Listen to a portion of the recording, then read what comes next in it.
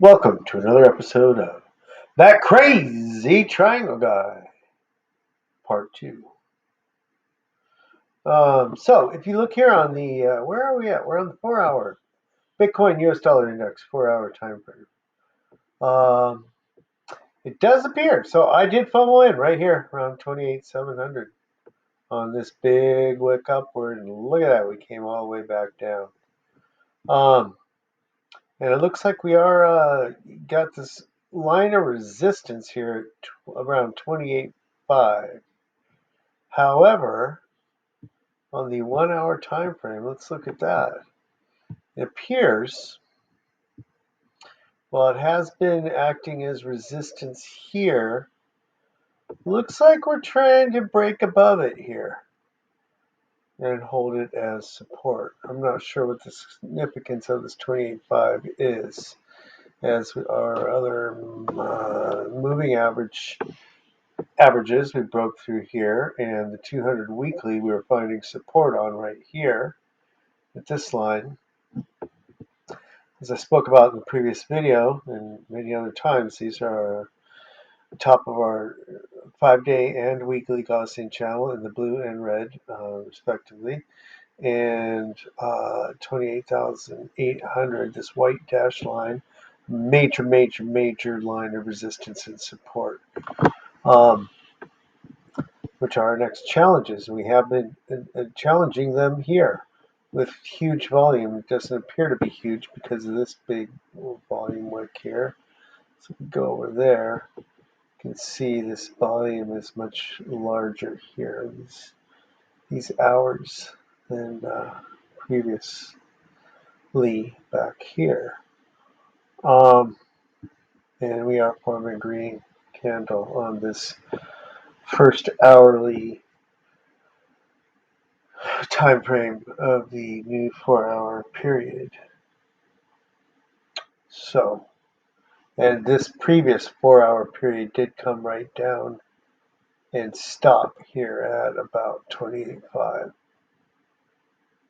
So, this is all very interesting. Now, once we break above these, this is major. Break above these and hold it as support. That is meaning that's a huge bullish move.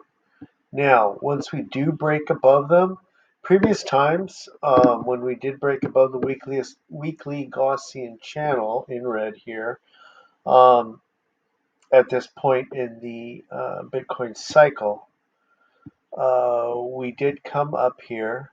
We made a move upwards through the Gaussian channel and then came back down and retested it later on. Now,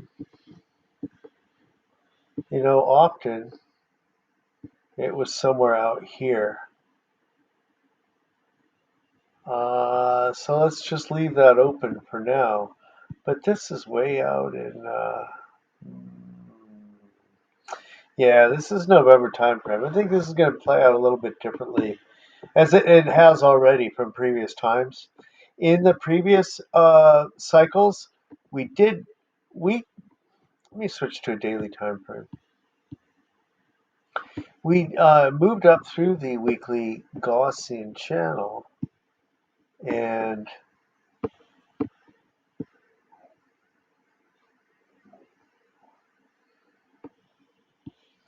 wow, we're really zoomed out here.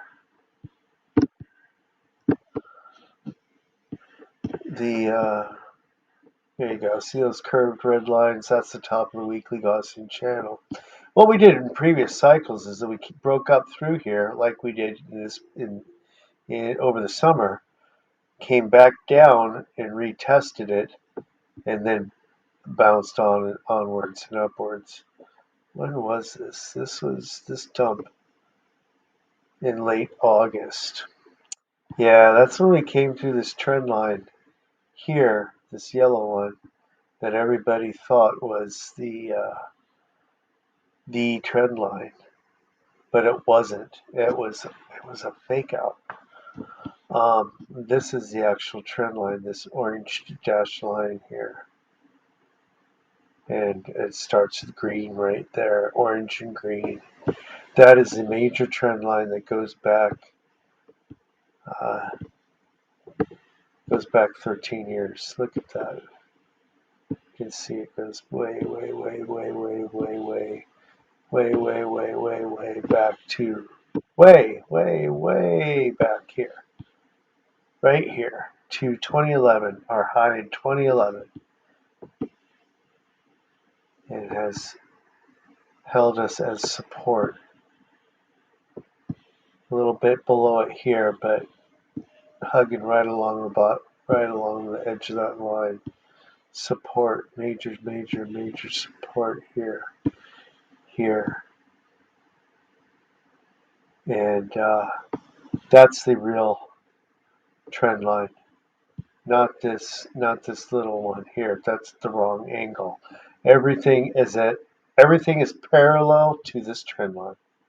Very, very, very important. Anything that's skewed like this is false. Now we have a skewed parallel channel right here, and that's okay because it's pulling us off of this trend line.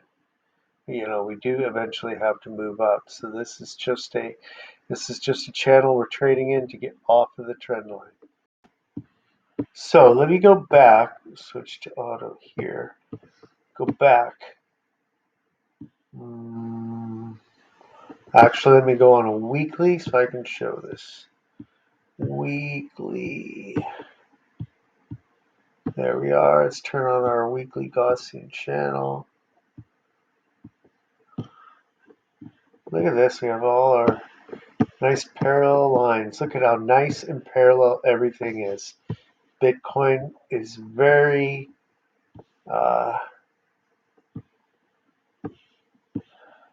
structured. Very structured. That's the word I was looking for. Since 2011. You can see how price action follows these trend lines. These parallel trend lines. All these, I call them, these are the bull flags of the major bull market that Bitcoin has been in its entire life cycle. So you can see how price action follows right along this trend line and right along here, and it comes right down, lands on the ground, it hits there, bounces up here, follows it, comes right up, hits there, and interacts there. So what we've done previously when we've come out of the top of the weekly Gaussian channel is that we continue up, come back down, retest before moving onwards and upwards. That was in 2012. Scroll forward to 2016, 15, 16. Same thing, came up through the weekly Gaussian channel for a few weeks, came back down, retested it, and onwards and upwards we went. Well, let me correct that. Not onwards and upwards immediately. Came up, retested it, and then we had a long sideways period of several months. Okay, let's go back here, see what 2011 was like. Came back up, boom, retested it, and then we had a long sideways period of several months before moving onwards and upwards. And when we did this first time, we had to move upwards and then down. This is probably a little bit more than in this first cycle. It was a little bit more reactive back there.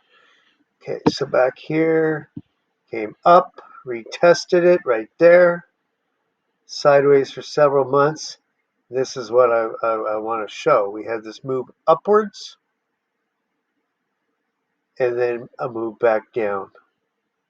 And this blue line right here is the halving event. Upwards before the halving, down into the halving. Continued on down for a few weeks before starting our parabolic. Well, actually, the parabolic move started about right here. And now we're up in 2019, 2020. Again, up through the weekly Gaussian channel. Came back down after just a few weeks, retested it here, went onwards and upwards. And see, that's where we made the mistake, and I've shown on a different chart how this relates to the steepness of the slope of the accumulation distribution. And what is that one? It's an indicator that has accumulation distribution played out in sort of a moving average convergence divergence format. And the steepness of the slope of those lines uh, represent the strength of the behind the price action. And here in 2019, the slope of that line was very, very shallow and not able to sustain price action movement. Let me see, I have that on here.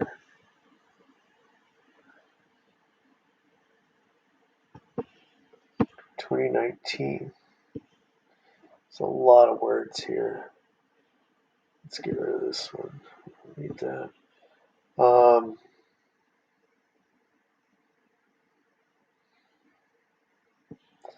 This right here. See how the slope of this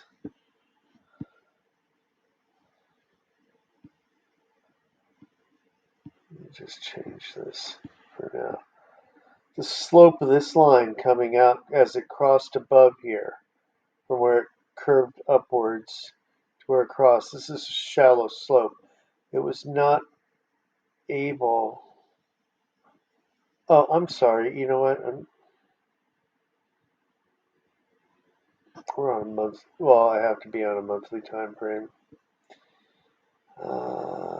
Where was COVID? March 2020. So right here is where we were coming up out of the weekly Gaussian channel right here. And you can see the steepness of this slope, this initial slope as we came up from our bottom was very, very shallow. It was unable to sustain this price action here. And we fell back down here. And then did another test over here.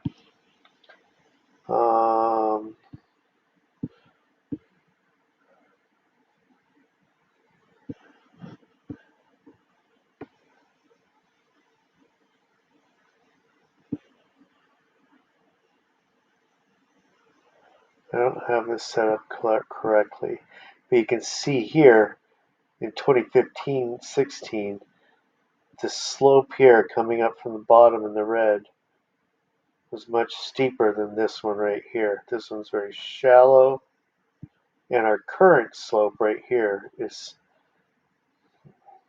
even steeper than this one. Well, it's very similar, but I think even steeper than this one.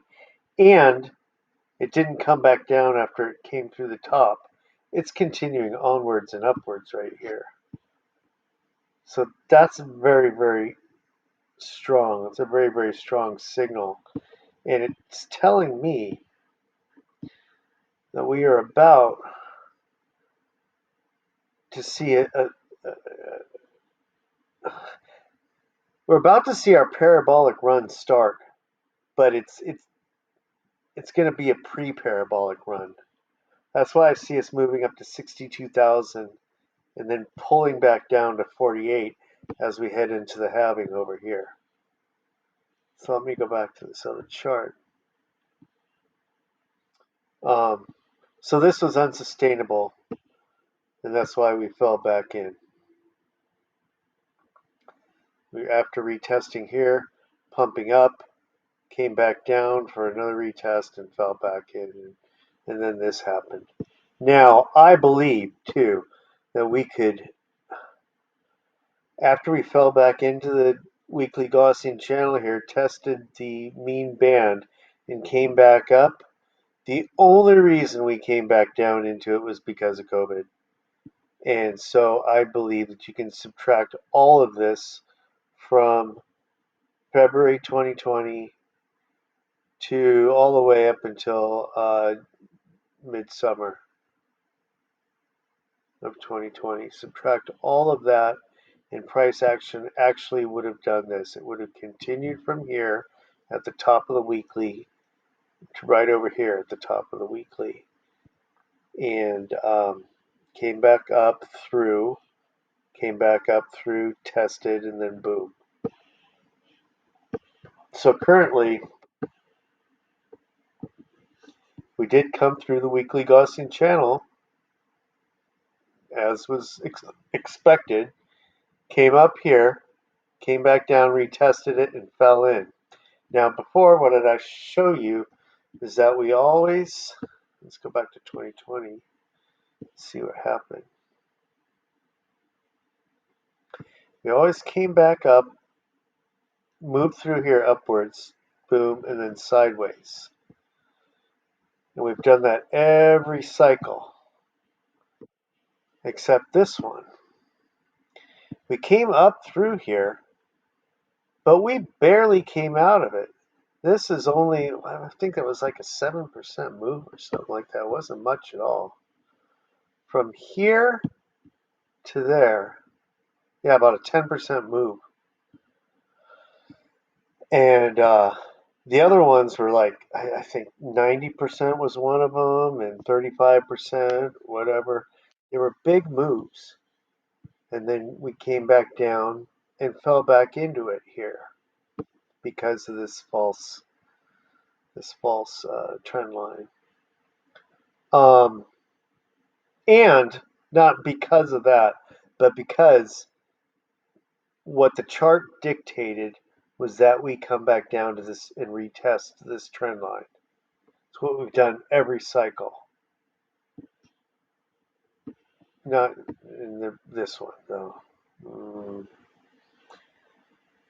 Here we came back down parallel to a line parallel to this line here. And things are being revealed in the FTX case where they were holding down the price of Bitcoin. So I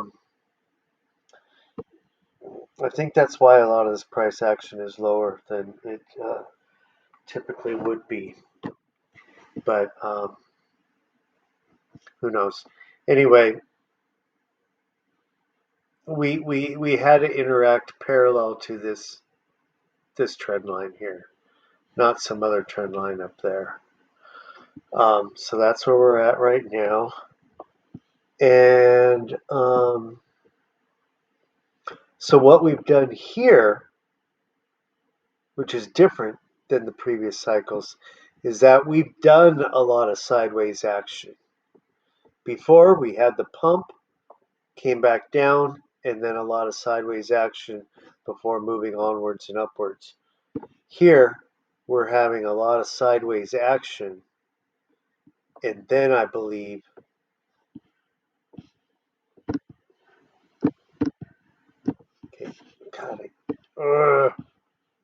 we're having a lot of sideways action, and then we will have this pump and then pull back before moving onwards and upwards. And this move here, it's about a 100% move. Well, I guess, yeah, it would be.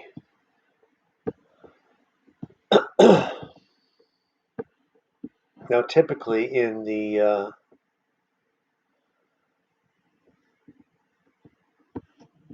typically from the bottom, Bitcoin does do a 2 to 3%, 300% move before its parabolic run.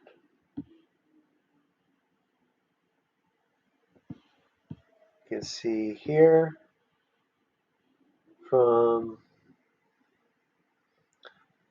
this bottom here to the parabolic move, 496%. That was the first one.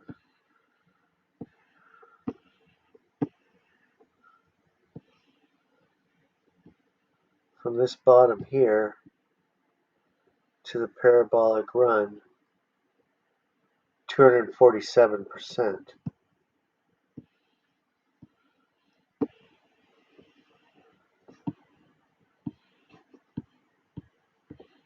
From this bottom here to the parabolic run, 250%.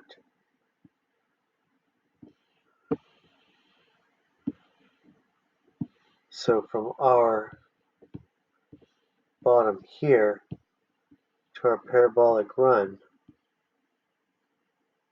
250% right there. So that's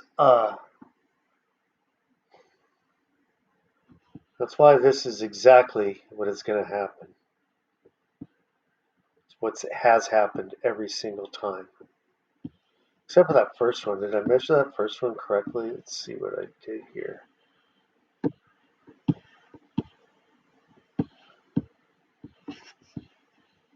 Okay, put that one on. From this bottom here to the parabolic run, yeah, that's like 600%. That's a lot. That was the first cycle. That was huge. Wow. Man, if only Rob bought those 500 Bitcoin for $500.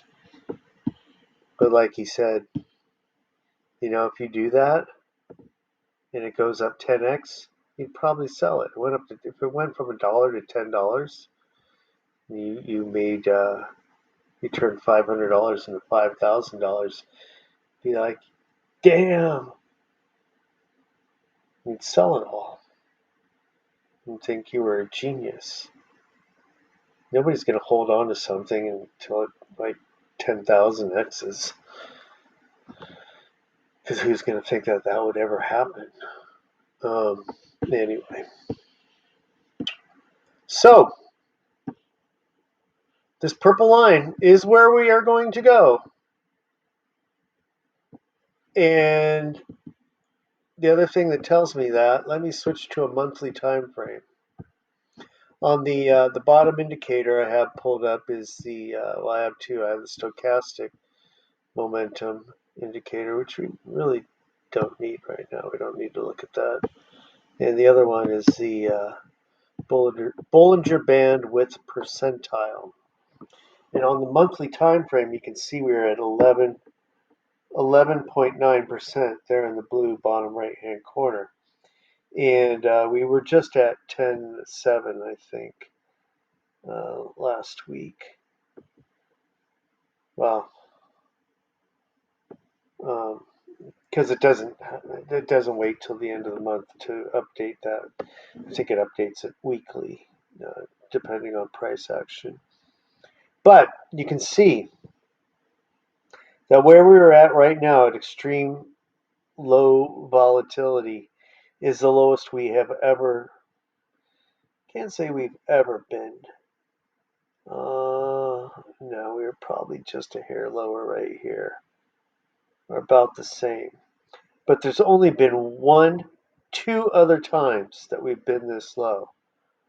And what has happened those times? Coming off of there was our parabolic run in 2020. And coming off of here was our dump in 2022. And so coming off here, yeah, okay, it's going to be our dump, right? Yeah, it's going to be our dump, and we're going to go down to 3,000 or something. So we're going to go down here. We're probably going to come right down here, right? So let's see what this was. This we came from this extreme low, but that only got down to about 20% on this move upwards. And then this bottom here was where we hit this other extreme lows before the final dump in 2018.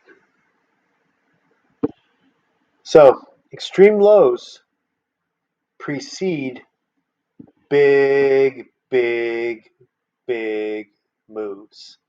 Like, let's see how big this move is from here, this extreme low, to there. Like, about 600% or so.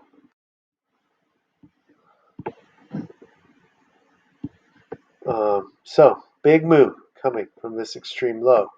And you can see that we've been at this level for a long time here on the monthly time frame. Now, let's go to the 2-week time frame.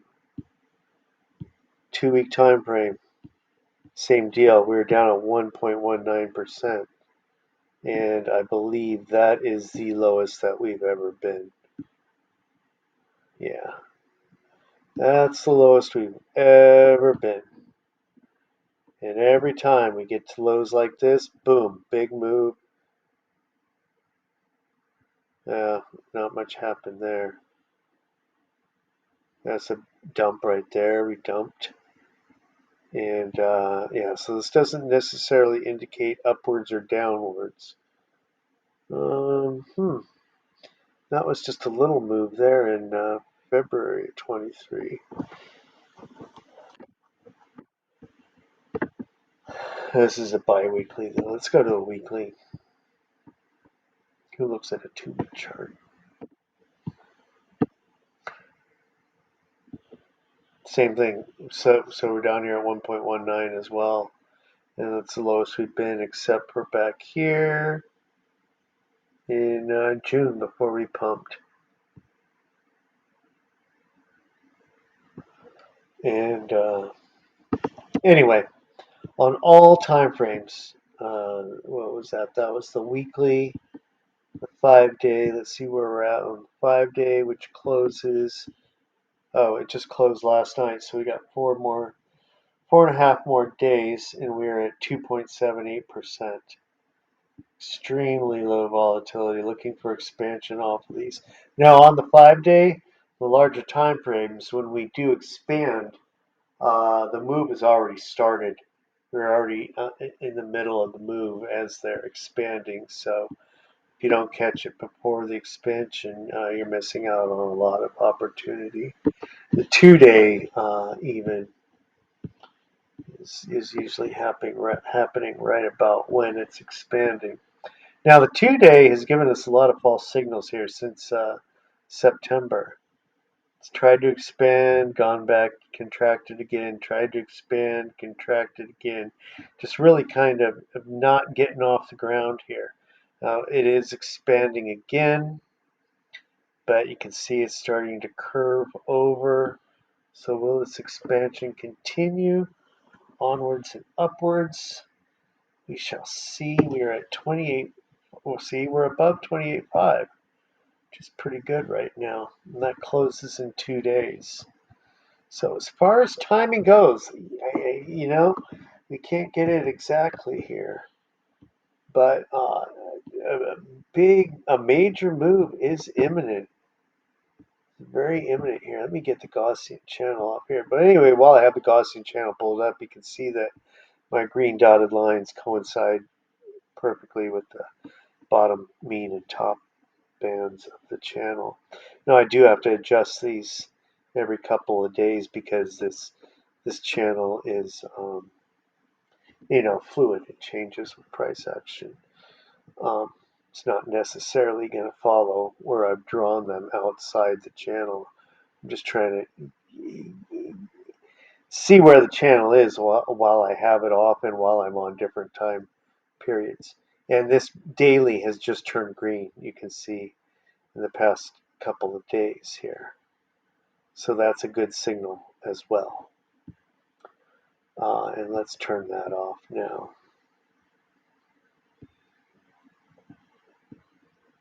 So we are forming a green candle for today.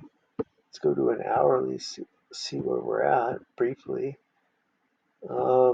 Yes, so this 28.5 region, we seem to be starting to hold it as support, which is good, and probably more testing of this. These are significant resistance and support, so may have a battle going on here. I don't know exactly what's going to play out, but I'm glad I did buy in here at 28.7. I got my Bitcoin. I was going to try to wait for something down here along this orange line, but like I said, uh, it, when it's at $200,000, I'm not going to care whether I bought at 28.7 or 27.2 or whatever. Um, so now we got to zoom out, go back to a daily time frame, and might even want to go to a weekly. What's happening? Well, before I show you the bigger scheme of things with all those uh, bull flags, those parallel bull flags that Bitcoin has, I have them turned off on the daily because I already have enough lines here. I don't need more lines. You can see all the triangles that we're forming. We have this green descending triangle here, which we did just break out of. We broke out of, actually. Broke out of, retested, and bounced. And that's where we're at today. We just retested it last Wednesday, and came up off of it and bounced. So I get a good chance that we are clear of this descending triangle. We've come up above it, and all these other lines that are parallel to that. Um, the top of the top of this triangle isn't really clear on a smaller time frame. Yes, it is, but here you can see we danced on top of it. So that's why I have these various lines right here. Now the orange line goes all the way back to our to right here and to our all-time high, and we busted through that, retested it, and are now above it. So I don't believe we'll be falling through that again. We may come down and retest it here again. That's where I had planned on buying, but I'm not certain that's going to happen. Um, oh, and even if that did happen, that would only have been 27.9. 27.9, and I bought it 28.7, so $800. Um, but I've been accumulating a lot of Bitcoin here in the month of October, so I got some down here too.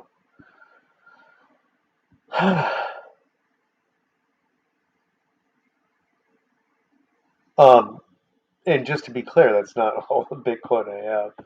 I bought most of my Bitcoin on October 13th, and I'll just go over that briefly because that's where I went all in. I think it's right about here. Yeah, that's where I bought most all of my crypto and Bitcoin. Kind of held on. I tried to do some trading in here, wasn't working out, but I was able to preserve my capital. And this is a CPI data release. I waited for this. I was up early in the morning, and I knew we were going to jump into it, and I just bought. So that's why I made the majority of my purchases, and then I've done a little bit of DCAing along the way, but not a lot. A lot more recently because I know this is the last opportunity to get any Bitcoin at these prices.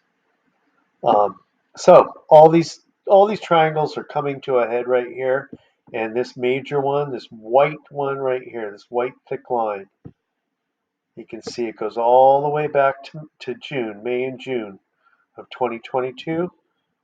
We hit it again here in April of 23 here, and it's acted as resistance this whole time. And so it's forming a big ascending triangle here with our major trend line. We break above that thing, look out, because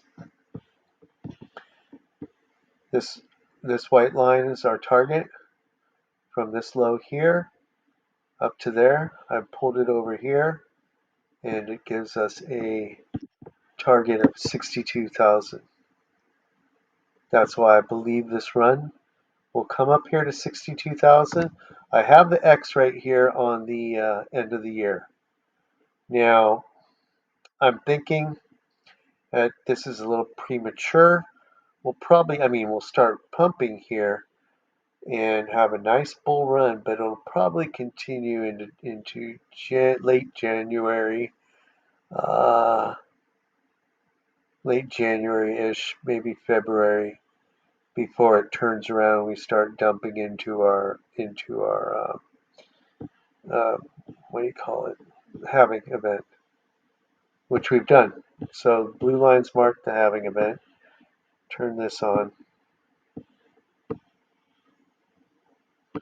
Well, this was COVID, so you can, but if you do look here, we came up into the halving event. We are in the daily, but then 1, 2, 3, 4 days we dumped into the halving for some reason. What's that percentage? From about 10,000 working all the way down to 8,000. So we dumped 20% in a few days before the halving event. I don't know why that was. I wasn't there. Let's go to our other halving event, which would be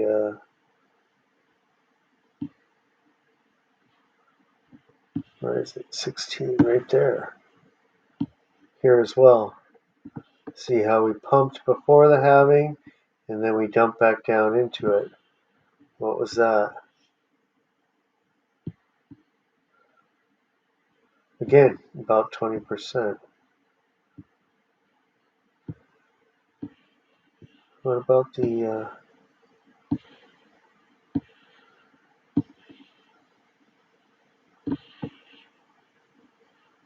about this one here?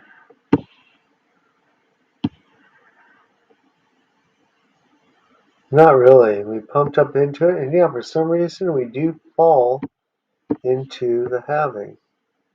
This one wasn't much, and it was much different time. It was only about 4%. And so back to today. Now I've gone over my 30 minutes. I'm going to try to piece all these together and see if it'll load up on the YouTube. I think on YouTube that I'm limited to 30 minutes, but I have gone a little bit over that. So if we, first of all, zoom out a little bit. Oh, I gotta zoom out a lot. What the hell?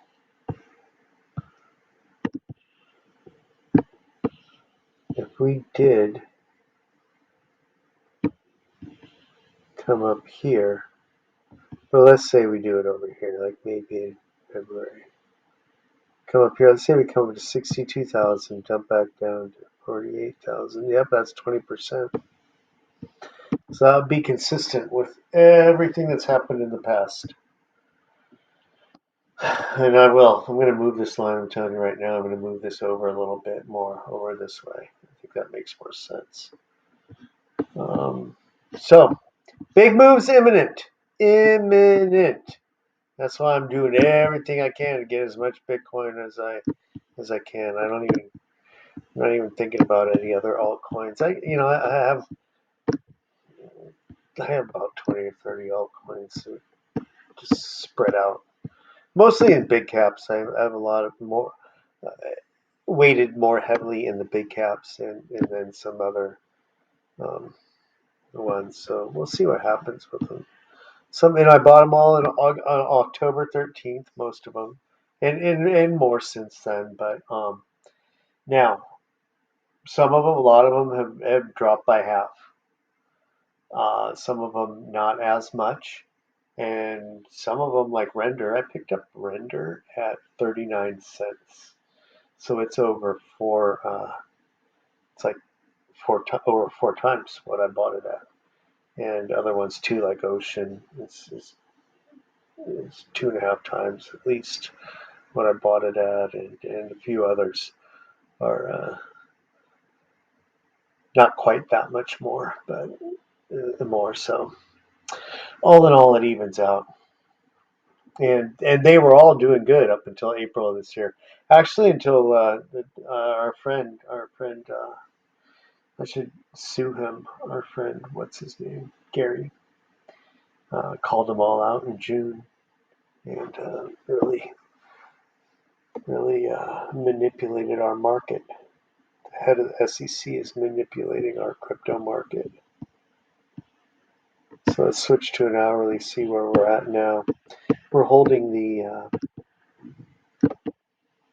seem to be holding this 28.5. Anyway, I'm really excited about what's going on.